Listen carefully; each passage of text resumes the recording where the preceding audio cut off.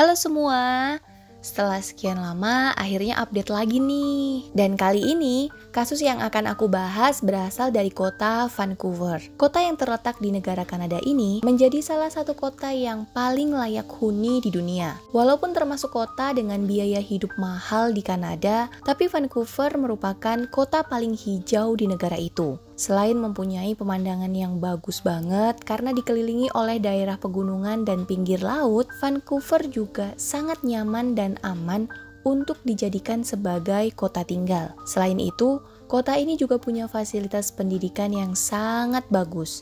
Makanya gak heran kalau banyak pelajar dari luar negeri yang belajar di kota ini.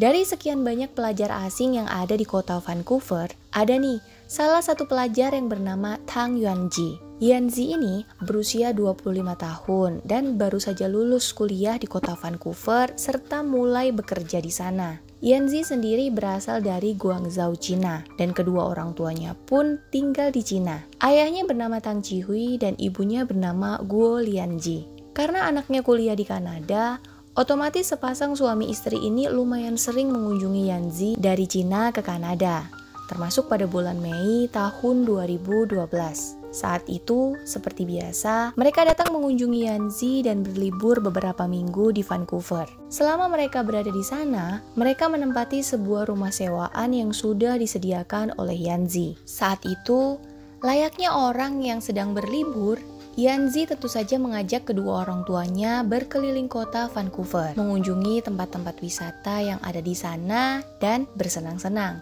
Setelah kurang lebih 3 minggu berada di Vancouver, tepatnya pada tanggal 7 Juni tahun 2012, kedua orang tua Yuanji memutuskan untuk kembali ke Cina. Saat itu, mereka sudah memesan tiket dan mendapatkan jadwal penerbangan sore. Hari itu, karena Yuanji tahu jika kedua orang tuanya ini mau pulang, Yuanji pun bangun pagi-pagi karena dia ingin membantu kedua orang tuanya berkemas. Saat itu, Yuanji melihat ibunya ini sudah sibuk mempersiapkan segala sesuatu yang perlu dibawa. Koper-koper juga sepertinya sudah rapi tersusun. Sementara itu, karena masih agak pagi, si ayah masih tidur di dalam kamar. Yuanji yang melihat kerepotan ibunya berinisiatif untuk membantu. Dia pun memasukkan koper-koper kedua orang tuanya ke dalam mobil. Karena kopernya ada beberapa, Yuanji ini harus mondar-mandir keluar masuk rumah, bawa koper, terus masukin ke mobil. Nah, saat semua koper sudah berada di mobil, Yuanji kembali masuk ke rumah dan mencari ibunya. Tapi saat itu, Yuanji tidak menemukan ibunya dimanapun di dalam rumah itu. Setelah merasa jika sang ibu ini tidak ada di dalam rumah, Yuanji pun mencari ibunya keluar rumah. Namun tetap saja, dia tidak menemukan ibunya di sekitaran rumah sewaan itu. Waktu itu, Yuanji berpikir, oh, jangan-jangan ibunya ini sedang ke mall untuk membeli oleh-oleh. Tapi gak sempat bilang karena mungkin ibunya ini tadi kan lihat Yuanji lagi ribet mindahin koper ya. Jadi ya main pergi aja.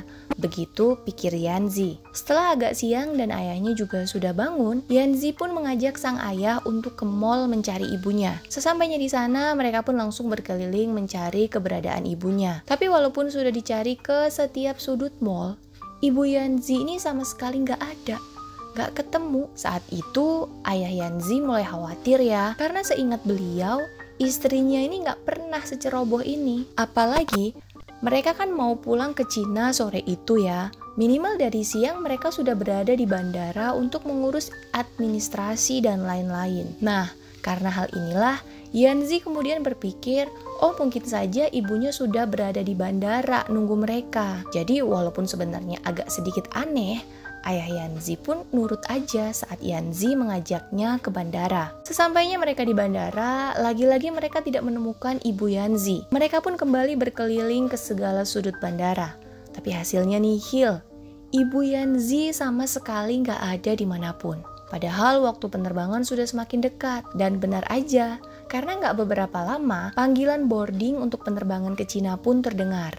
Waktu itu ayah Yuanji bingung banget. Satu sisi dia khawatir karena belum menemukan istrinya, dan di sisi lain, penerbangan ke Cina ya waktunya jalan terus. Saat itulah Yuanji membujuk sang ayah untuk terbang sendiri ke Cina, karena ya sayang aja tiketnya. Lagi pula saat itu di Cina, bisnis sang ayah ini lagi butuh dia. Awalnya ayah Yanzi ragu buat terbang sendiri tanpa istrinya, tapi Yanzi terus membujuknya dan mengatakan jika dia berjanji akan mencari ibunya sampai ketemu. Dan akhirnya ayah Yanzi pun terbang ke Cina sendirian. Selama penerbangan kurang lebih 13 jam, ayah Yanzi ini benar-benar nggak habis pikir. Kok bisa gitu istrinya menghilang begitu saja di saat mereka itu mau pulang ke Cina? Kenapa nggak dari kemarin-kemarin pergi nyari oleh-oleh atau pergi kemananya gitu? Padahal dia ini tahu betul istrinya nggak mungkin random kayak gini. Istrinya itu tipe orang yang sangat disiplin dan sangat teratur. Jadi nggak mungkin banget lah dia tiba-tiba ngilang gini kalau nggak ada apa-apa. Sepeninggal ayahnya ke Cina, Yanzi pun masih terus mencari keberadaan ibunya. Dan karena nggak ketemu juga, keesokan harinya atau pada tanggal 8 Juni tahun 2012, Yanzi pun secara resmi melaporkan berita kehilangan ibunya ke polisi. Kepada polisi, Yanzi menyebutkan ciri-ciri ibunya.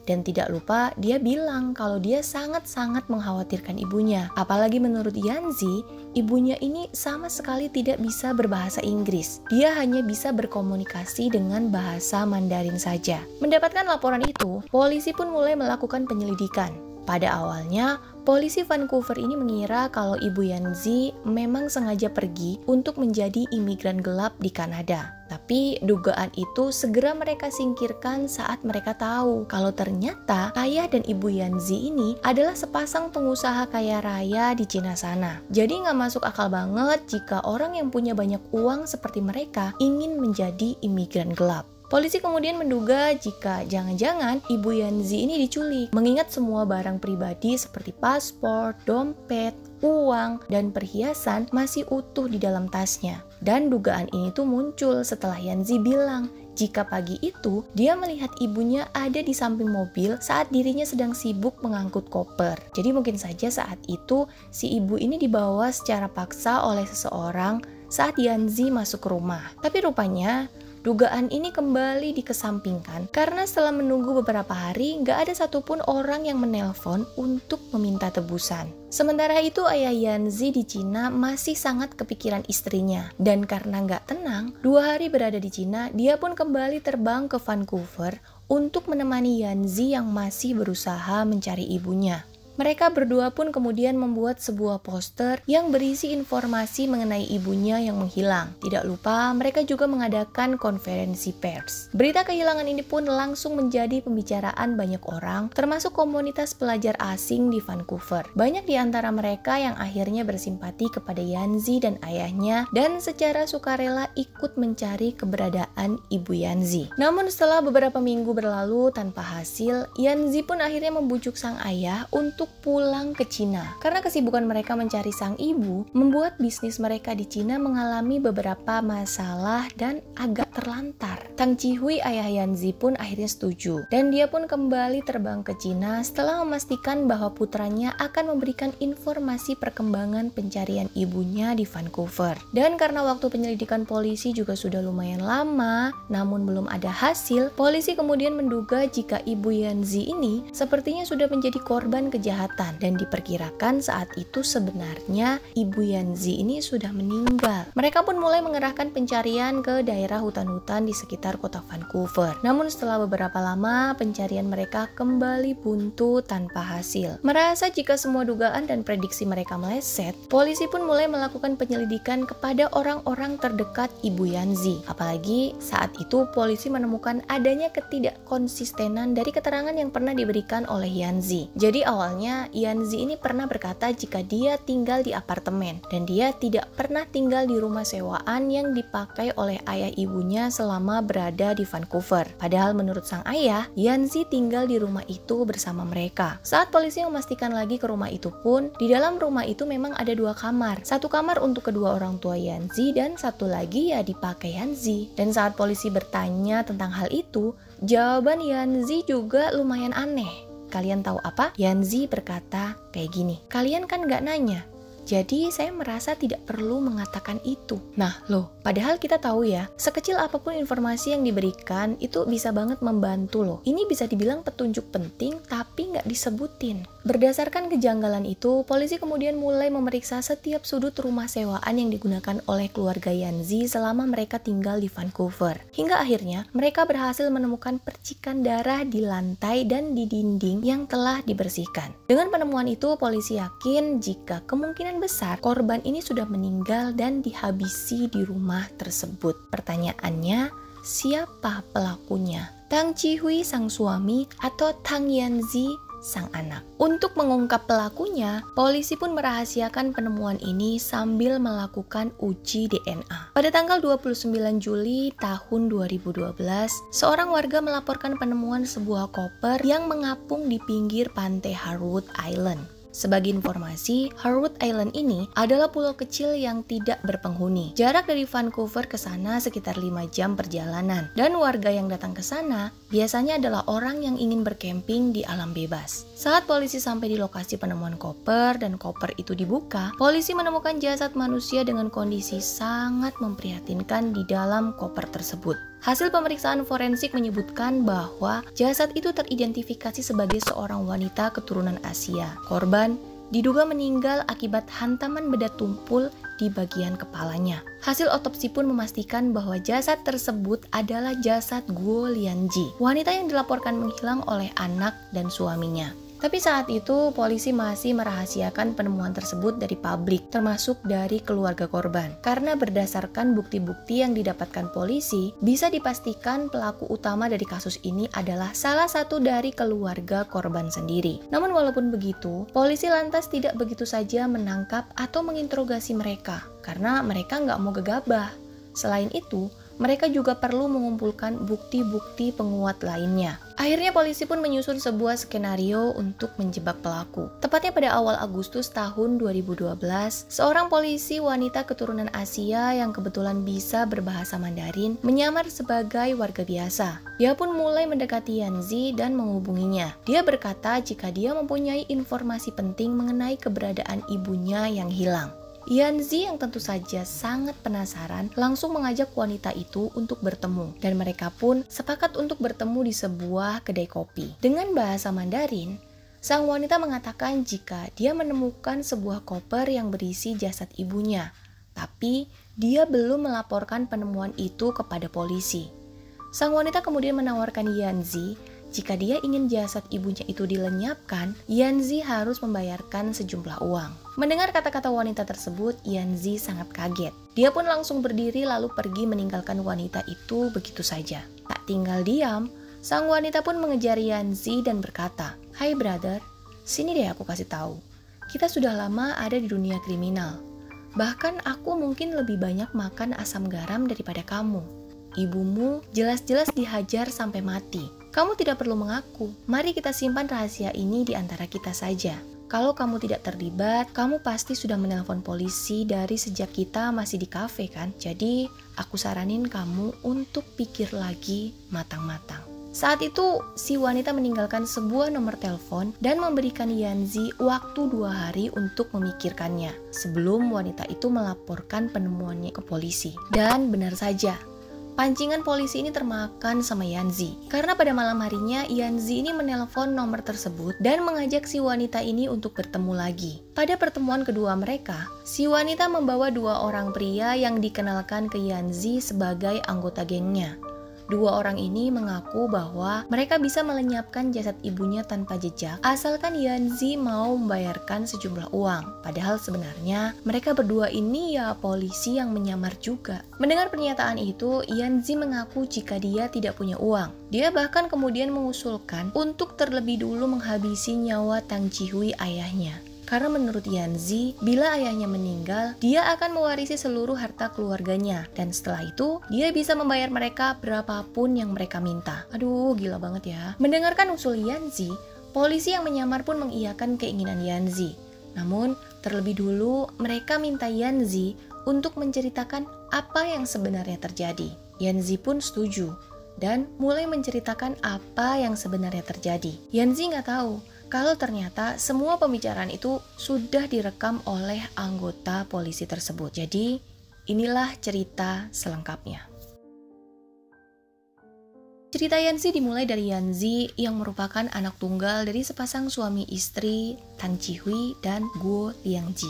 Ayah ibunya merupakan pengusaha barang-barang furniture yang hasilnya dikirim ke beberapa negara. Bisnis mereka mempunyai omset penjualan puluhan miliar per tahun. Di antara keluarganya, Guo Liangji atau ibunya adalah sosok yang sangat dominan. Ibunya jugalah yang mengatur semua masalah keuangan keluarganya. Ibunya juga merupakan sosok yang sangat controlling dalam segala hal, termasuk hidup Yanzi. Menurut Yanzi, ibunya mengatur seluruh hidupnya, termasuk dengan siapa saja Yanzi boleh bergaul. Bahkan saat Yanzi punya pacar, ibunya ini bakalan menyelidiki latar belakang pacar Yanzi. Dan jika dianggap tidak sesuai dengan kriteria, Ibu Yanzi tidak segan-segan untuk segera menyuruh Yanzi putus dengan pacarnya. Dan mau gak mau Yanzi yang akan menuruti semua perintah ibunya. Karena jika dia berani membantah, ibunya akan selalu mengancam Yanzi kalau dia tidak akan mendapatkan harta warisan keluarganya. Bahkan keberadaan Yanzi di Kanada juga atas kemauan ibunya. Karena ibunya pengen anaknya itu lulusan luar negeri agar dianggap pantas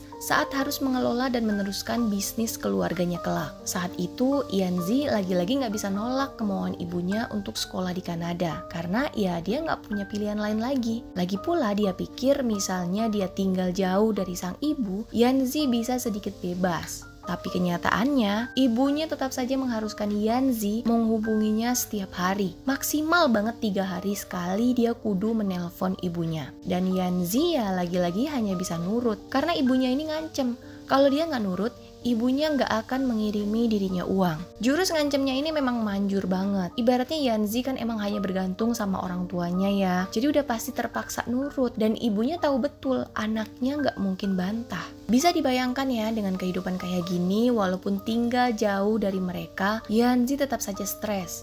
Boro-boro bisa fokus belajar. Yang ada, dia beneran tertekan dengan sikap ibunya. Dan itu tentu saja berimbas pada sekolahnya juga. Makanya tidak heran kalau Yanzi juga jadi sering bolos, malas belajar hingga nilainya pun sudah tentu terjun bebas, jauh banget dari harapan ibunya. Karena alih-alih belajar dan ke kampus, Yanzi ini lebih sering pergi ke klub malam, berjudi di kasino dan dunia gelap lainnya. Dari sinilah Yanzi jadi sering bohong ke kedua orang tuanya soal uang.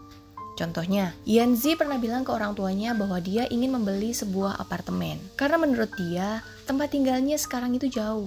Waktu itu orang tuanya setuju dan mengirimkan sejumlah uang. Tapi, begitu Yanzi menerima uang tersebut, uang itu bukannya dibeliin apartemen, tapi justru habis dia pakai untuk foya-foya dan berjudi. Setelah uangnya habis, Yanzi kemudian mengeluh lagi ke kedua orang tuanya. Dan kali ini dia bilang bahwa dia butuh mobil. Karena menurut Yanzi, dirinya ini lumayan kesulitan saat harus kemana-mana. Dan lagi-lagi, orang tuanya percaya lalu mengirimkan uang untuk membeli mobil.